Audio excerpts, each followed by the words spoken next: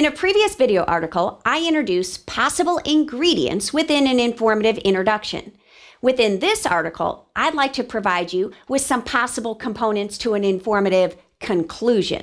After the introduction and the body paragraphs are coming to a close, many students move right into their last step, their last reason, their last event, and then they're done. They simply conclude at the end of the middle. That's okay for a little while, but then we need to move students beyond that. The standards reveal that students should restate the main point. I think this idea of restating a topic sentence or a thesis statement is a good idea, but I'm not a huge fan of then rehashing all of the body, all of the reasons from the middle. After restating the main point, what if students then return to a scene that was mentioned earlier? If they opened with a description, a setting, even a vignette, then students could return to that now in the conclusion. Now that time has passed. Now that the events have occurred. Now that the problem has been solved. Tying their intro and conclusion together can be a powerful way to end.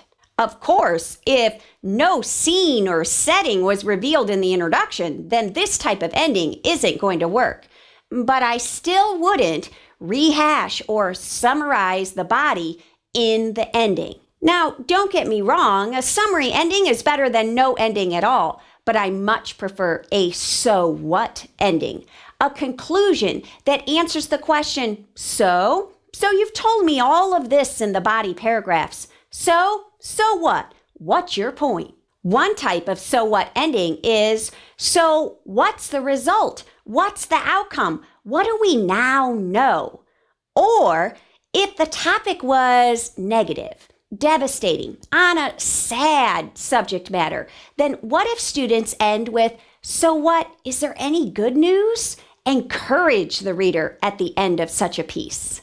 And a third so what ending might be to explain what's the big deal? Why does it all matter? What's the significance of all of this information? Whether you teach students all 6 of those different facets to an informative conclusion or just a handful, remember, teach them individually in separate mini lessons and remind students that now that they know different facets to the ending, they can create a variety of combinations. As they state the last step, event, or reason, then they might restate the main point and explain what is the big deal. Or students could explain the good news of something while returning to an opening scene and restating the main point. By teaching students these kinds of components to a conclusion, they write full concluding paragraphs. And this gets us out of the end, that's all I know, and hope you liked it.